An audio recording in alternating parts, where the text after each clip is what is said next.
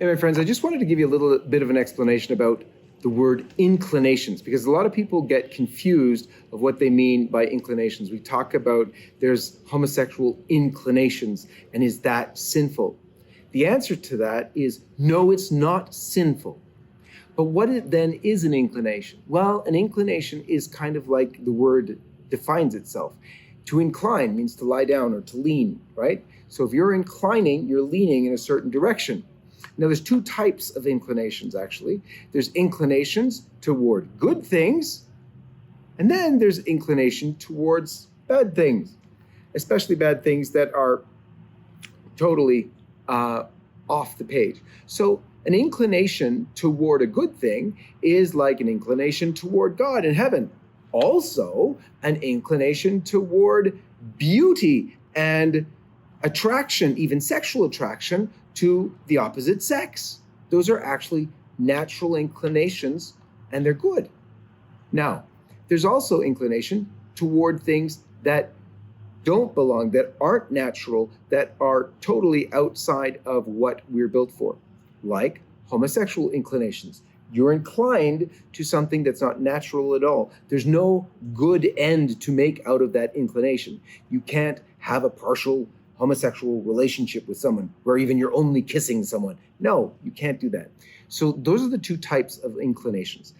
But what do we do with those inclinations is where we get to sin. So remember, no sin in inclinations. One is ordered to something right and good. The other is ordered to something that will always be bad.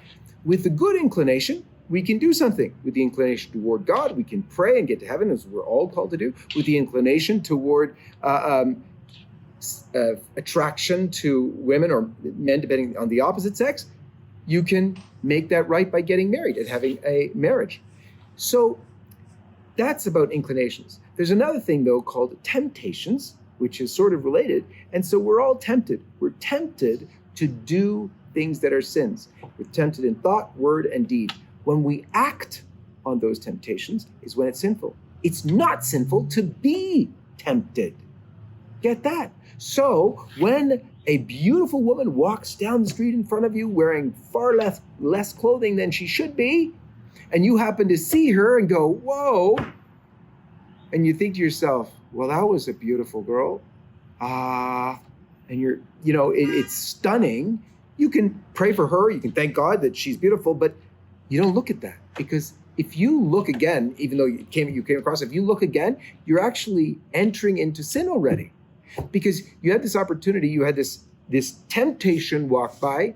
The decision is yours then to either act on it or to avoid it. Now, when you're avoiding it, when you fight the temptation, you actually win a victory for Christ, and it's beautiful and wonderful, and it counts for blessing for you, because God says we're always tried in our temptations. That's how we can prove our love to him. We're tempted to eat too much. We're tempted to drink too much. We're tempted to do who knows what.